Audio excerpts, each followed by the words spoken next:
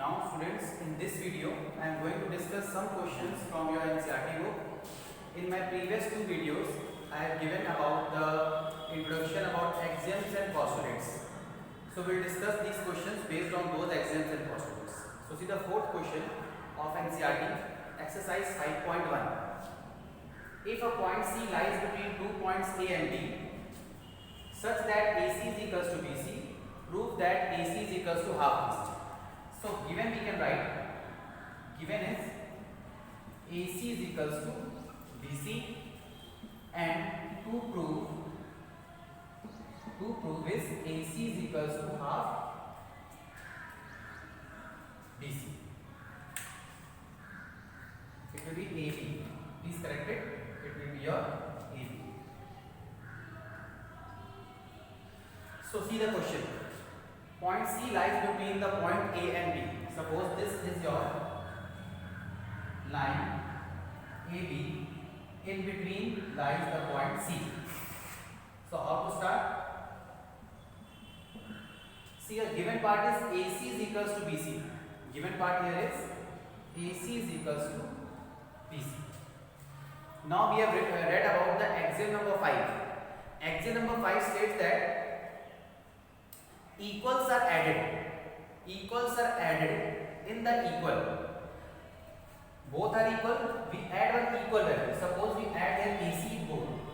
AC plus AC is equals to BC plus AC. According to axiom, equals are added to equals. Equals are added to equals. So AC plus AC will get here 2 times of AC, and BC plus AC. BC plus AC will get here AB. Why? Because C is coinciding in between. So here we will get AB. So AC will be half of AB and proved. So this is our question number 4. So we have proved question number 4 by applying the axiom equals are added to equals. Now see next question. We will discuss here question number 6.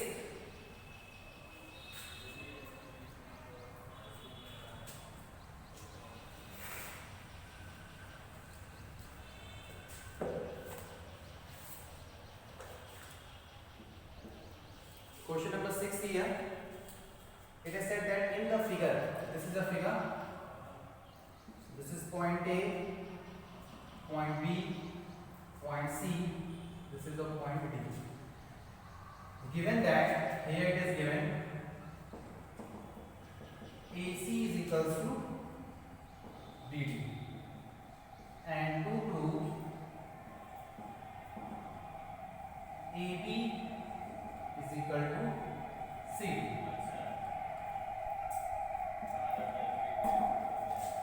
What is given here? AC is equals to BD, and we have to prove AB is equals to CD. So what we do is, you see very carefully, AC is equals to BD. It has been given AC is equals to BD. So at the place of AC, you can see that B is coinciding. So we can write AB plus BC. We can write here AB plus BC.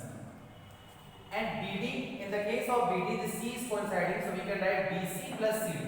We can write here BC plus CD. Why we are writing? Again see here, AC is equal to BD is given. AC is equal to BD is given.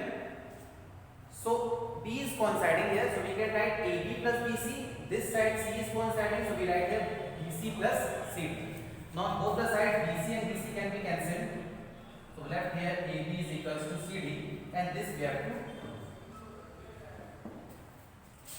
So this is our proof for question number 6. Now see question number 7. Question number 7 is just proof of the axiom. Whatever I have told about the axiom. So question number 7 is saying that Y is axiom 5. Y is axiom 5 considered as universal truth.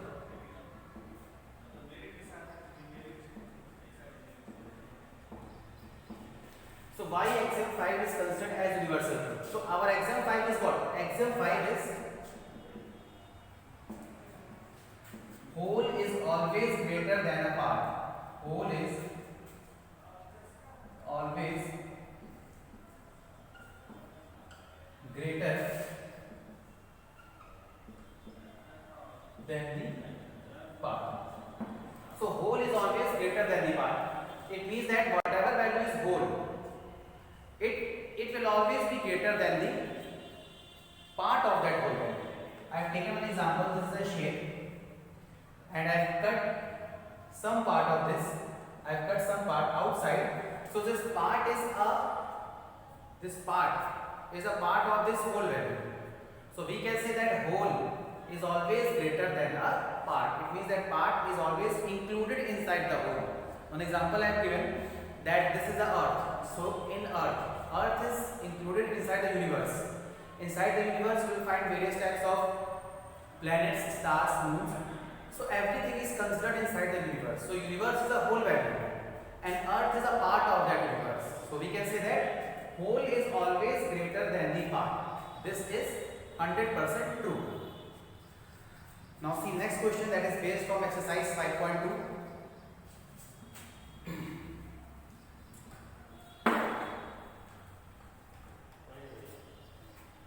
Now from exercise 5.2, question number first is saying that how would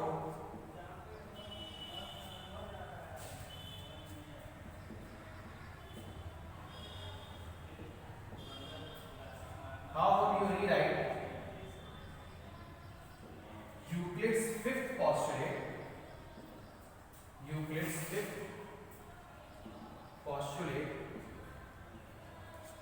so that it would be easier to understand, so that it would be easier to understand. Now Euclid's fifth postulates, what does it say? Suppose these two are straight lines and these two straight lines are cut by another straight line, forming inside two interior angles, and the sum of two interior angles is less than 180 degree. Sum of these two interior angles is less than 180 degree.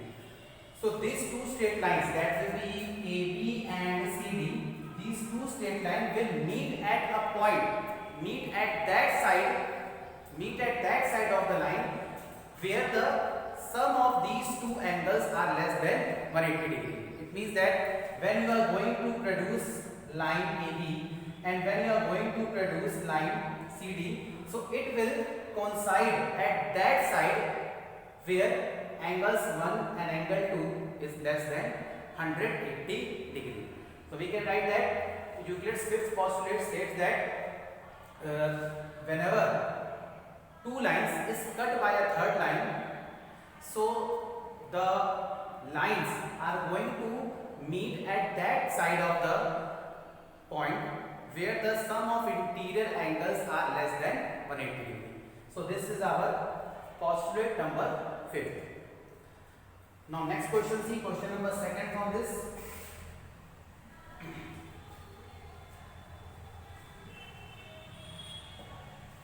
So question number 2 is, does Euclid's fifth postulate